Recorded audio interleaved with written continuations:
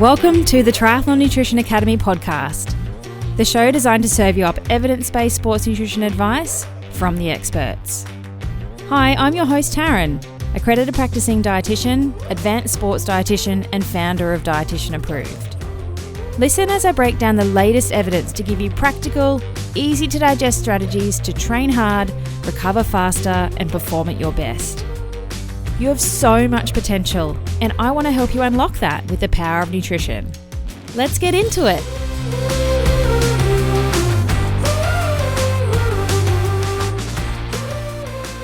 Last week on the podcast, I had Gary join me just to explain why the scales are such a poor measure of body composition.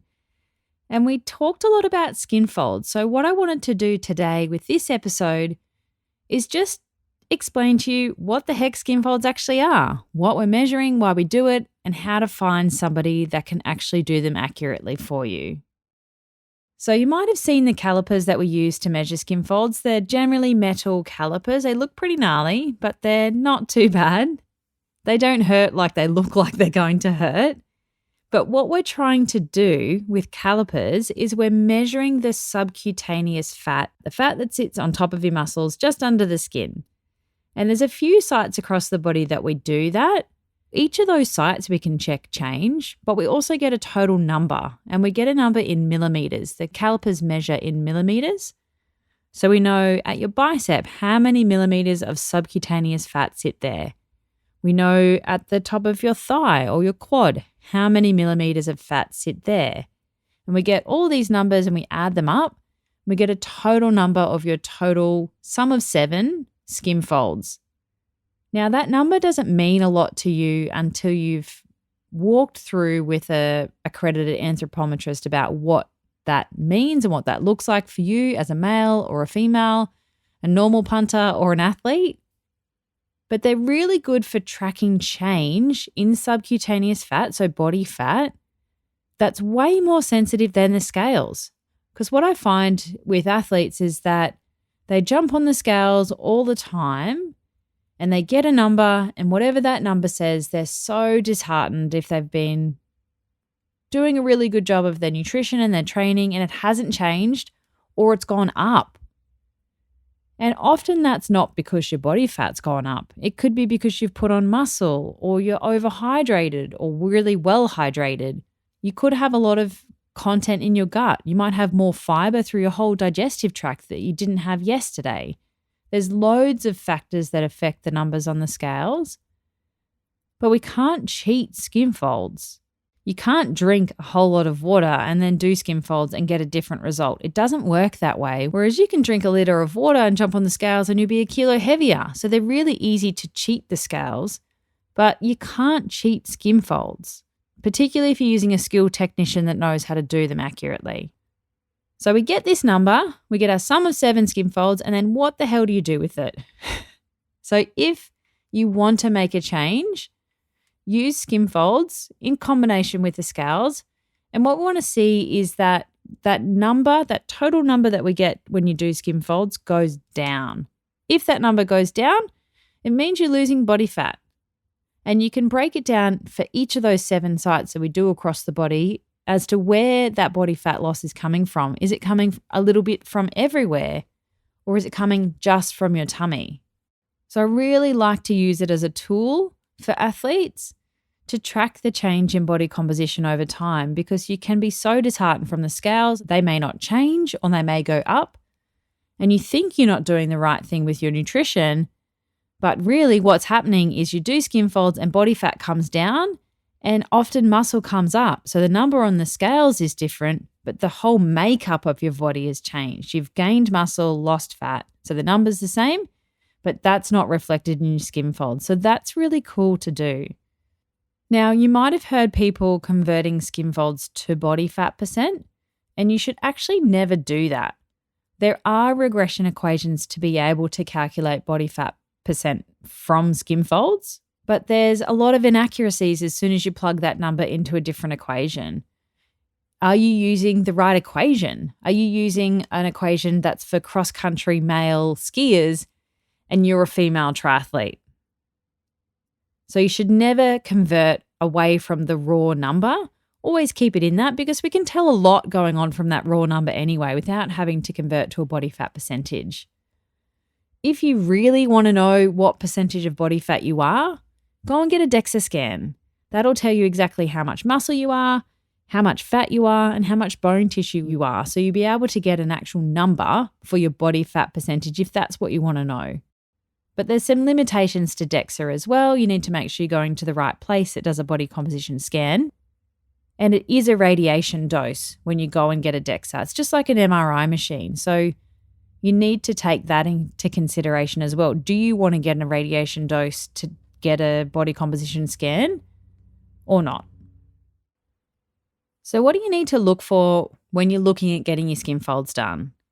So the number one thing you need to look for is somebody that's ISAK accredited. Now ISAK, I-S-A-K, stands for the International Society for the Advancement of Kin Anthropometry. Thank God they called it ISAK because that is a mouthful. But kin anthropometry, that's an area of science where we're looking at measuring the human body and its composition. So it's used in an elite athlete population to do things like skin folds, but there's also girths and bone breadths that they can use for talent ID and other things. So that's pretty cool area of science. But in terms of measuring skin folds, then you want to look for somebody that's ISAK accredited because they've developed international standards for assessing body composition. And it's not just a course and then that's it, see you later. You have to reaccredit every 3 or 4 years and make sure that you're still within this level of error and you haven't gone AWOL and you still know how to do it properly. So it makes sure that the technicians that are qualified to do it can give you really accurate results because I've seen a lot of personal trainers and other fitness professionals do skin folds in inverted commas. But there are a lot of things you need to look for to make sure you're getting a really quality assessment of your body composition because like any science, there's going to be a level of error. And we want to minimize that error in our measurement as much as possible because we want to create accurate and reliable data every time we do it. So there's a few things we want to control for to make sure that happens. So number one is markup. Someone needs to mark you up to find the spots to do your skin folds. Otherwise, if they're not doing that, you need to walk away.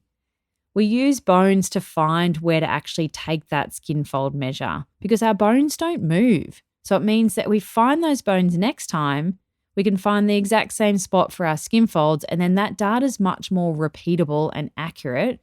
And then we can decide if it's a true change or not.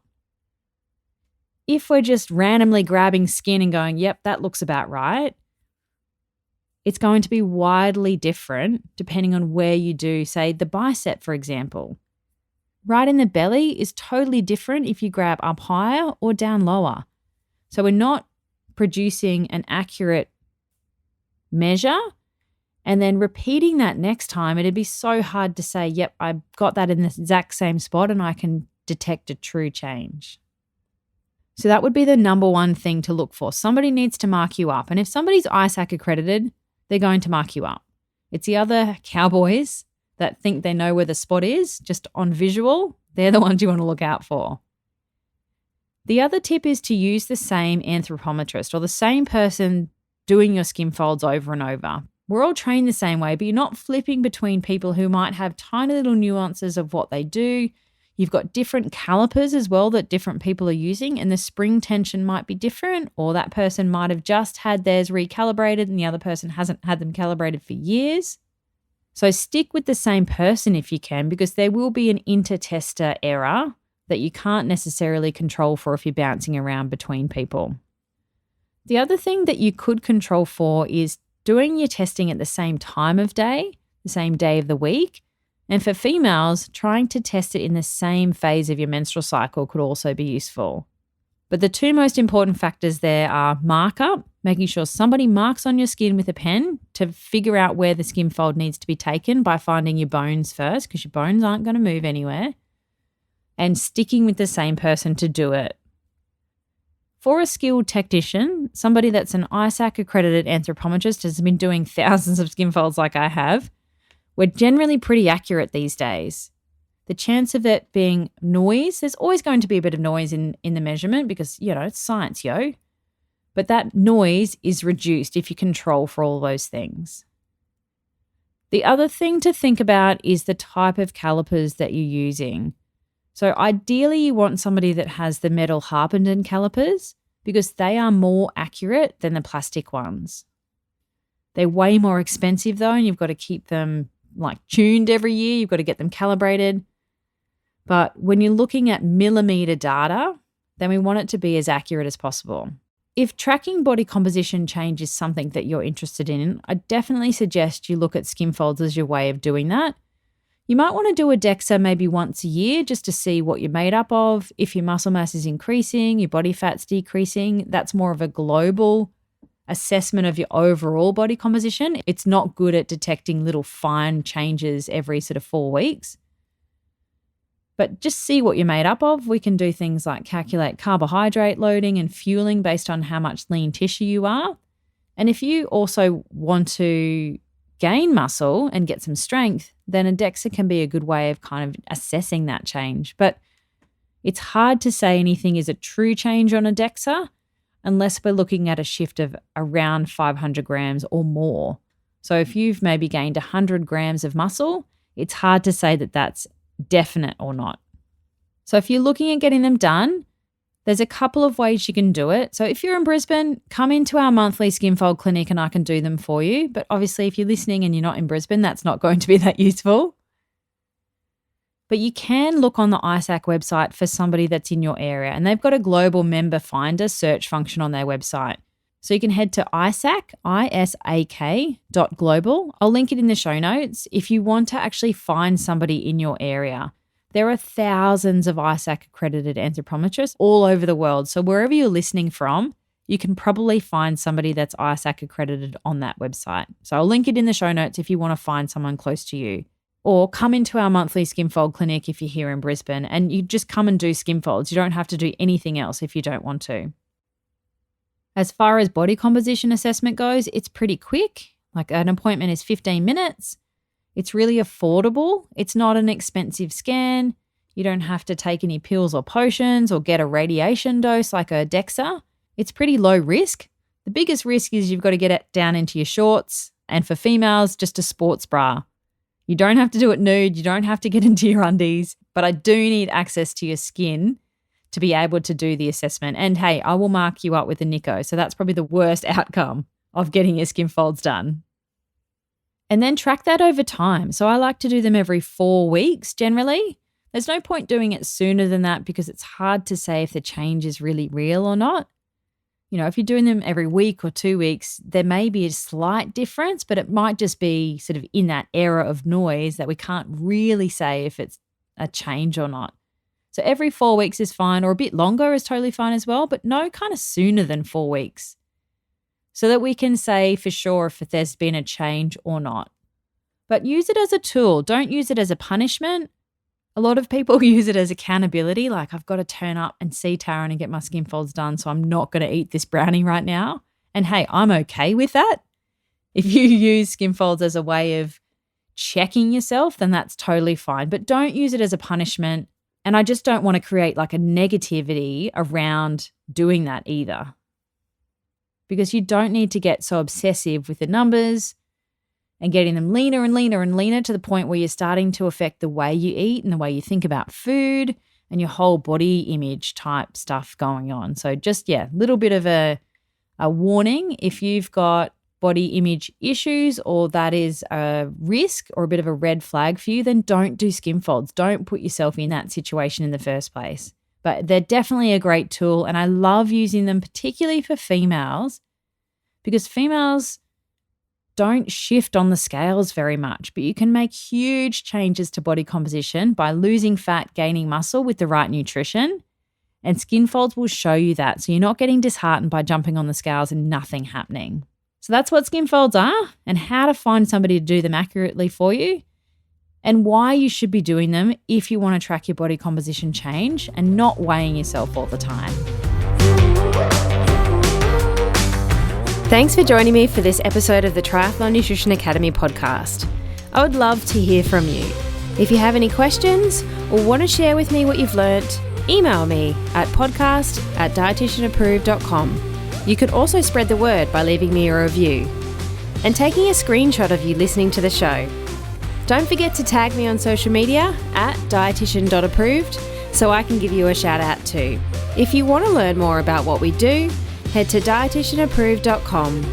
And if you want to learn more about the Triathlon Nutrition Academy program, head to dietitianapproved.com/academy. Thanks for joining me, and I look forward to helping you smash it in the fourth leg. Nutrition!